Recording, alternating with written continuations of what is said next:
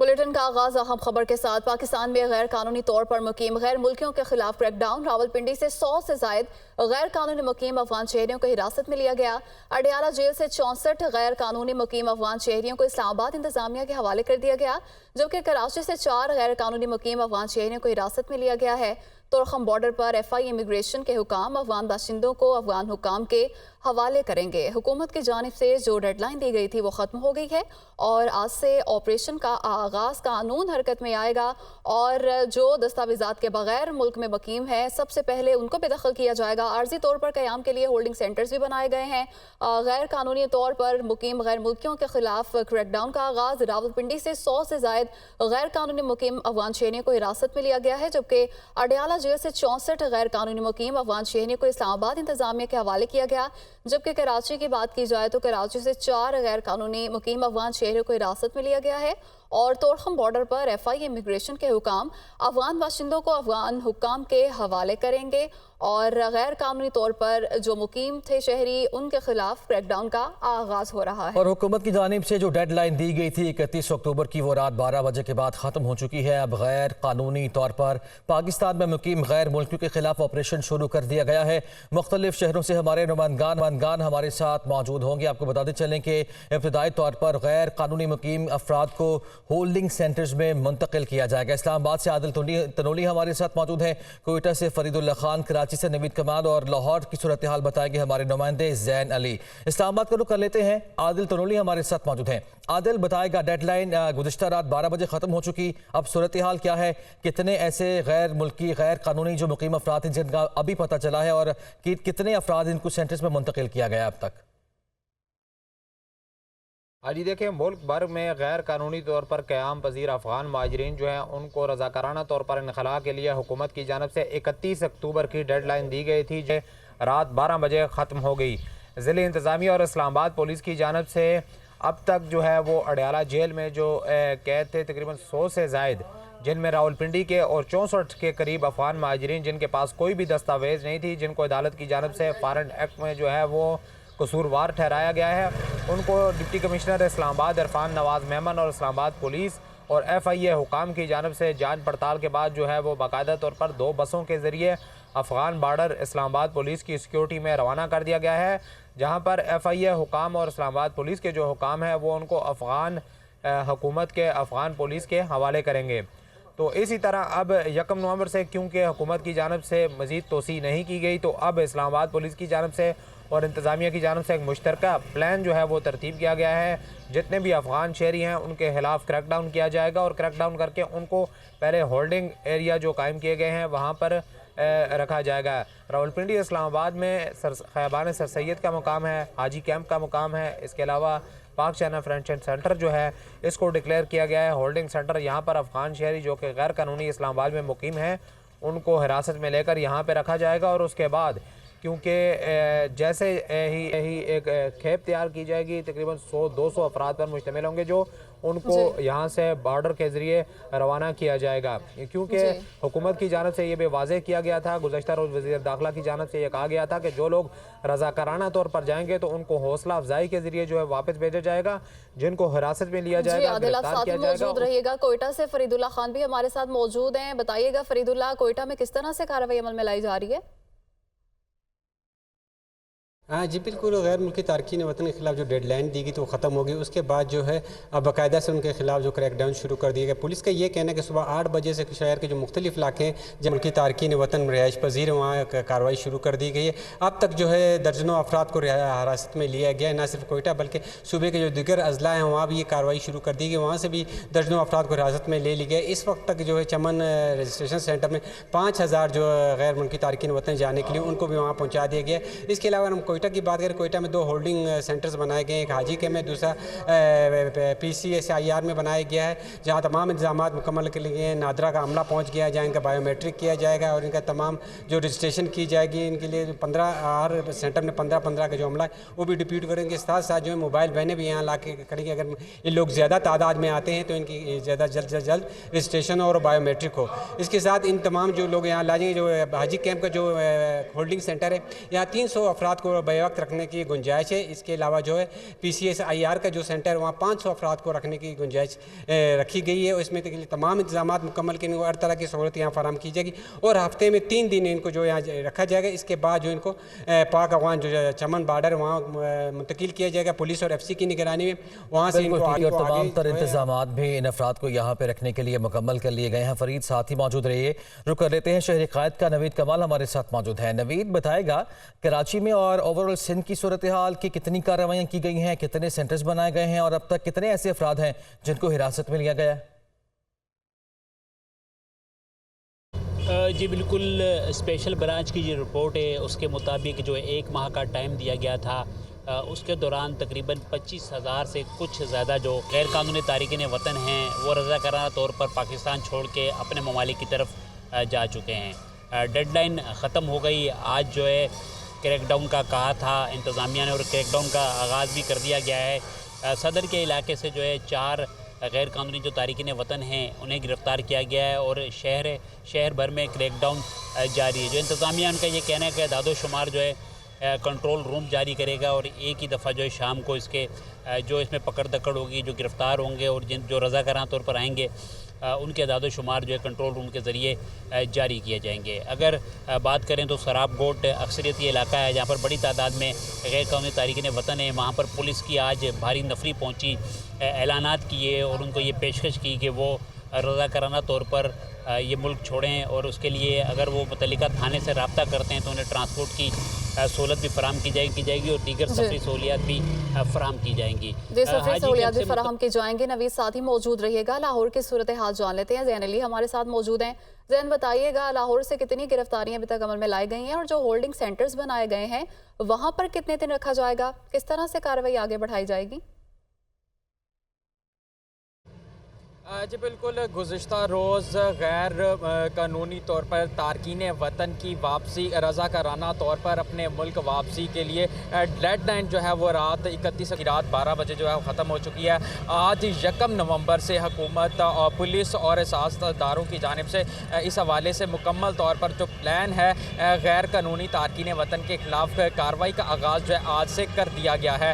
लाहौर ठोकर न्याज बेग पर मुकाम काम जो है पनाह गाह है उसको जो है वो आर्जी तौर पर जो है वो आर्जी तौर पर गैर कानूनी तारकीन वतन के लिए जो है वो कैंप के तौर पर डिक्लेयर किया गया है, जहाँ पर जितने भी अफ़गान गैर कानूनी तारकीन वतन को लाहौर से गिरफ़्तार किया जाएगा उनको पहले जो है वो यहाँ पर लाया गया जाएगा। और यहाँ पर अगर आपको इंतज़ामात के हवाले से बताता चलूँ तो यहाँ पर खाने पीने, रहाइश और नादरा की जो वैन है वो यहाँ पर पहुँचा दी गई है, जहाँ पर उनका मुकम्मल तौर पर डेटाबेस जो है वो चेक किया जाएगा। बिल्कुल ठीक है, डेटाबेस चेक किया जाएगा, उसके बाद जो बाकी कार्रवाई है वो अमल में लाई जाएगी। लाहौर से ज़ैन अली आप हमें आगाह कर रहे थे, आपका शुक्रिया। इसके साथ इस्लामाबाद से आदिल तनोली ने हमें अपडेट किया, कोयटा से फरीदुल्लाह खाद और कराची से हमारे साथ नवीद कमाल मौजूद थे। आप सबका शुक्रिया अदा करेंगे।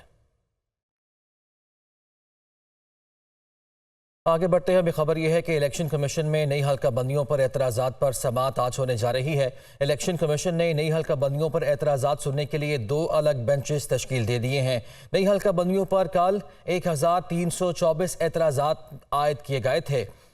इलेक्शन कमीशन में नई हल्का बंदियों का ये मामला है जिस पर एतराज़ात पर समाअत आज होने जा रही है। तफसीलात जान लेते हैं। इस्लामाबाद से हमारे नुमाइंदे वकार सैयद हमारे साथ मौजूद हैं।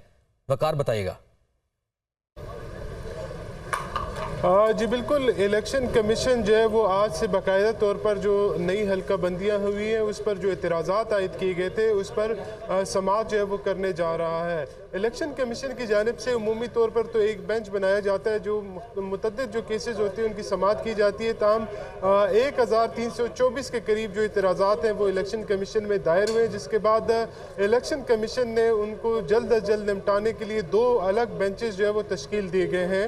एक जो बेंच है उसकी सरबराही चीफ इलेक्शन कमिश्नर खुद और दूसरे में जो सीनियर मेंबर हैं निसार दुरानी, सीनियर मेंबर सिंध हैं, वो जो है वो दूसरे बेंच की जो है वो सरबराही कर रहे हैं। ताम आज के अगर काज लिस्ट की बात की जाए तो आज 99 के करीब जो मुकदमात हैं वो जो एतराज़ात हैं वो इलेक्शन कमीशन सुनेगा, जिसमें 50 के करीब जो एतराज़ात हैं उस पर जो है वो इलेक्शन कमीशन का जो पहला बेंच है वो सुनेगा, जबकि इसके साथ ही जो बाकी 49 जो इतराज़ात है उसको इलेक्शन कमीशन का दूसरा बेंच जो है वो सुनेगा। इतराज़ात पर समाअत का ये सिलसिला जो है वो 28 नवंबर तक जो है वो ये जारी रहेगा, लेकिन तवक्को ये की जा रही है कि इलेक्शन कमीशन इस मामले को जल्द अज जल्द जो है वो पाया तकमील तक पहुँचा देगा, क्योंकि इलेक्शन कमीशन ने ऐलान कर रखा है कि वो जल्द ही जैसे कि हल्का बंदियों का अमल मुकम्मल होता है तो उसके बाद वो आम इंतखाबात का शेड्यूल जो है वो जारी करेगा। बिल्कुल ठीक है, शुक्रिया आपका वकार। शेड्यूल